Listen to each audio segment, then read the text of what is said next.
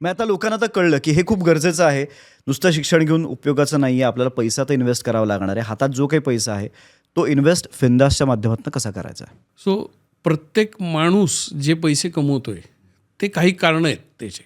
एक प्रमुख कारण आहे की त्याला मुलांना शिक्षण द्यायचं आहे.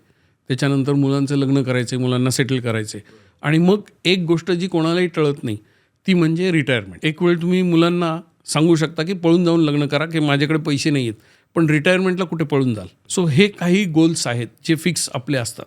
सो फिंदासमध्ये आम्ही काय करतो की कमवलेल्या पैशाचं नियोजन करून देतो जेणेकरून हे सगळे गोल्स फुलफिल होतील. हे माझं प्रमुख काम आहे. आणि त्याच्यासाठी मग तुम्ही किती पैसे कमवताय ह्याच्यापेक्षा जास्त महत्त्वाचं आहे की पैसे कमवल्यानंतर त्यातला किती पैसा तुमच्याकडे उरतोय आणि मग तो उरलेला पैसा तुमच्यासाठी काम करतोय का नाही, ते खूप महत्त्वाचं आहे.